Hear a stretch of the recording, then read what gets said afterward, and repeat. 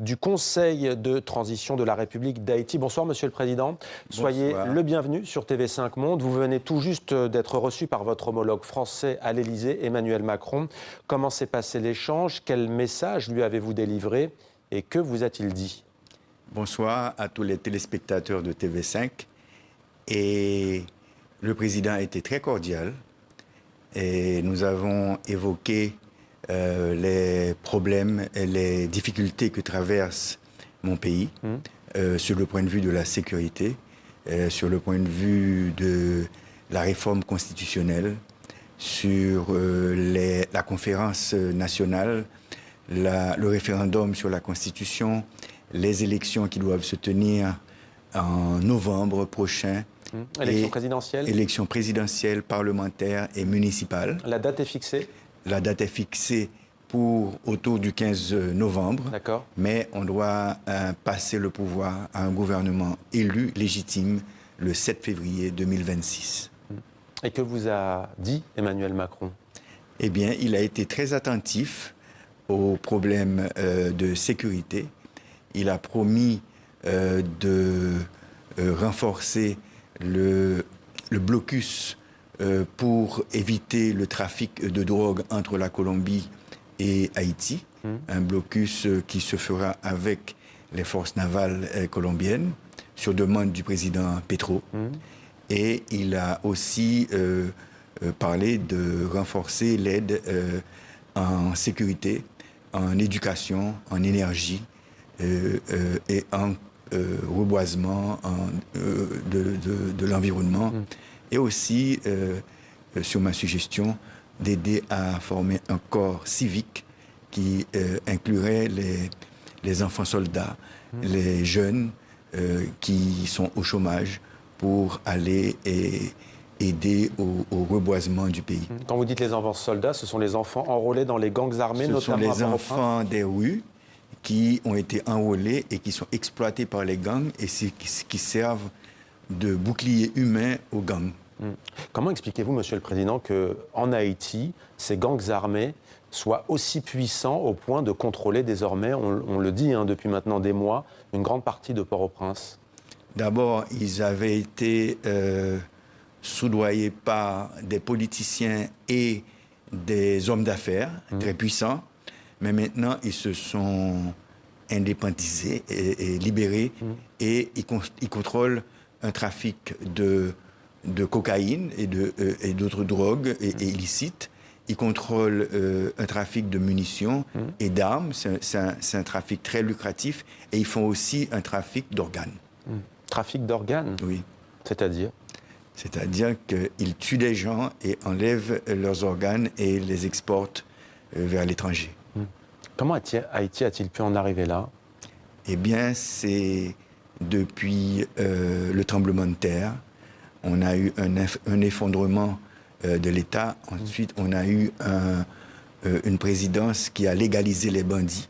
Et d'ailleurs, qui avait un slogan de bandit légal et qui s'est associé aux bandes armées et qui ont contrôlé le pays. La présidence, dites-vous, a légalisé ces gangs armés? Oui, c'est bien ça. Sous quelle présidence? Michel Martelly, l'artiste. Ouais. Pourquoi? Pour contrôler le pouvoir, pour avoir un pouvoir de milice qui contrôle le pays. Ça, Michel Martelly, ancien artiste, vous l'avez dit, il a toujours nié? Bon, il a toujours nié, mais les Américains et les Nations Unies l'ont mis comme un associé au gang et ont sanctionné. Le 7 juillet 2021, Leslie Voltaire, le président haïtien Jovenel Moïse, était assassiné chez lui par un commando. Cette tragédie a-t-elle aussi précipité la crise généralisée, politique, sécuritaire, économique? Oui, tué par un commando d'anciens militaires, de vétérans colombiens. Ça s'est avéré désormais? L'enquête l'a prouvé? Ils sont en prison, il y a une vingtaine qui sont en prison et qui étaient associés aussi à des policiers haïtiens qui sont aussi en prison. Juste avant que la question n'échappe, parce que nous-mêmes dans nos journaux, nous parlons beaucoup de Port-au-Prince, on sait peu de choses sur les campagnes en Haïti. La situation y est moins violente? La situation est calme dans 8 régions géographiques qu'on appelle les départements géographiques. On en a 10 départements. Et dans la zone métropolitaine, tout le monde dit 85%, mais je pense que c'est moins que ça. Et aussi dans l'Artibonite, qui est la vallée où on produit du riz, les policiers, les militaires et les soldats kenyans qui font partie de la force multinationale ont pourchassé les bandits et ils ont réduit l'influence des gangs dans cette région. Samedi, au moment où vous rencontriez le pape François, on va y venir dans quelques instants, le Kenya annonçait le départ d'un nouveau contingent pour votre pays, 217 policiers. On peut dire qu'aujourd'hui, le contingent est porté à 1000 hommes. Le contingent est porté à 800 hommes. 800 hommes. 600 Kenyans, à peu près 30 Jamaïcains, 150 Guatémaltèques et à peu près 8 ou 10 Salvadoriens, mais les Salvadoriens seront 80. Venus du Salvador, quel bilan tirez-vous de cette aide qui a commencé il y a 6 mois, fin juin? Eh bien, c'est une aide qui est appréciée par les Haïtiens, mais qui n'est pas assez efficace dans le sens où on nous avait promis 2500 troupes et on n'a qu'un tiers. Maintenant que le secrétaire d'État Marco Rubio aux États-Unis a annoncé qu'ils vont financer la force multinationale, probablement que le président Ruto va envoyer les 400 Kenyans qui restent. Nous, on a déjà plaidé aussi aux Nations Unies pour transformer cette force multinationale en une force de maintien de la paix, pour garantir... Sous le mandat de l'ONU? Sous le mandat de l'ONU, pour garantir le financement, parce qu'on ne savait pas si les Américains allaient continuer avec le financement. Vous nous confirmez ce soir que les Américains vont continuer? Le secrétaire d'État Marco Rubio a annoncé qu'ils vont continuer. Et on n'a pas encore reçu le visa des Nations Unies parce que la Chine et la Russie s'opposent à cette force de maintien de la paix. La Chine à cause de nos liens avec Taïwan et la Russie à cause des Américains qui soutiennent l'Ukraine. Alors on voit comment la géopolitique internationale peut s'inviter justement et ajouter, si l'on peut dire, à la difficulté de la situation en Haïti, et parler de difficulté est un euphémisme. Vous avez évoqué des responsabilités intérieures, vous avez cité un ancien président tout à l'heure. Est-ce que selon vous, il y a aussi une part de responsabilité d'autres pays? On parle de la France, ancienne puissance coloniale, ou encore des États-Unis? Je pense que... Je le disais, c'est le bicentenaire de la dette qui avait été imposée par la France et qui avait mis à genoux Haïti. D'accord. Je pense qu'aux États-Unis, c'est très facile d'acheter des armes de guerre. La diaspora haïtienne, avec d'autres personnes aux États-Unis, peuvent acheter des armes et des munitions et les envoyer à travers la République dominicaine. Et comme la frontière est poreuse, ces munitions et ces armes atteignent le territoire haïtien et aussi les anciens militaires colombiens, ils font un trafic d'armes et de munitions et de drogue qui vont aussi en Haïti. Donc il y a cette raison. S'agissant de la France, est-ce que vous, en tant qu'ex-puissance coloniale, vous avez été satisfait par ce que vous a dit Emmanuel Macron? Est-ce que vous attendez plus? Est-ce qu'il faut une réparation, par exemple, s'agissant de cette question de la dette? Il faut dire que c'est le président Macron qui a évoqué la dette et que nous appelons la rançon. Et, la rançon. La rançon et la réparation.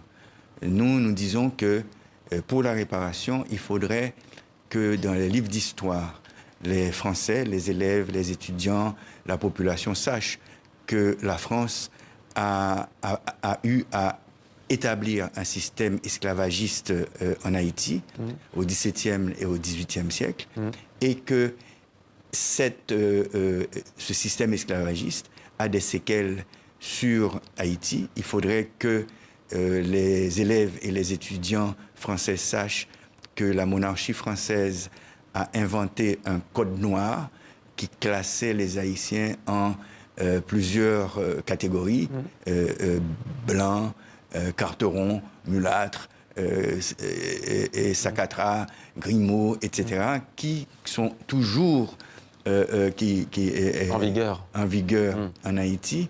Et en ce qui a trait à la rançon, le 17 avril 2025, le roi Charles X a envoyé une flotte menacée. 1785. Vous avez dit de 1885. 1825. Oui, 1825. Vous avez dit 2025. Ah, il y a 200 ans, on va dire. Il y a 200 ans. Bientôt, il y a 200 ans, jour Merci. pour jour.